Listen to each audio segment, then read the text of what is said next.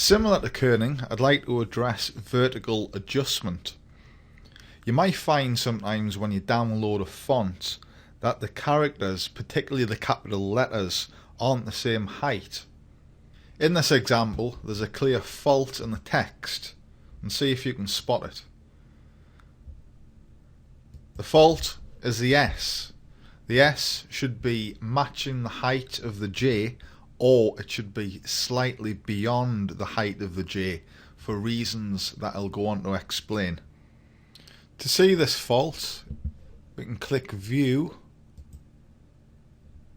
scroll down to show grid, and if we take the text, align the J with one of the prominent lines of the grid, we'll see that the S falls well below the top of the J. So to remedy this fault, naturally we'll select the S after we ungroup, and we take it to the line where the J is. Likewise, we could also criticize this L, which goes beyond the height of the J. So we could take that down to the line of the J,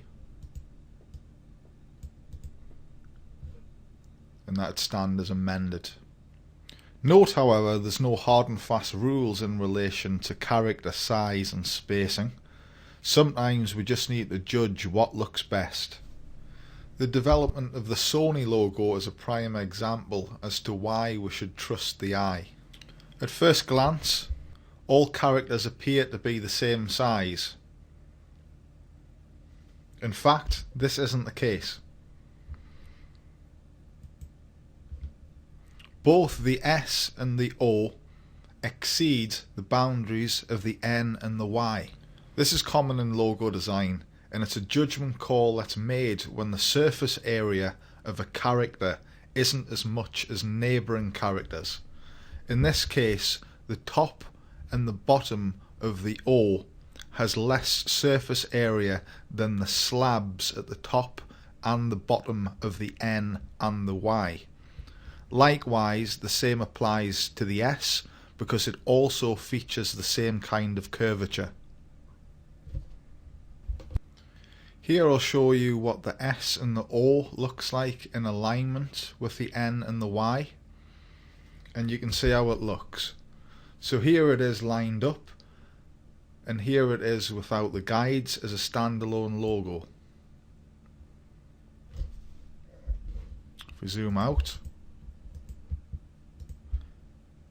you might begin to see that the S and the O of the bottom logo looks as if they are actually smaller than the N and the Y, and they actually demand an enlargement.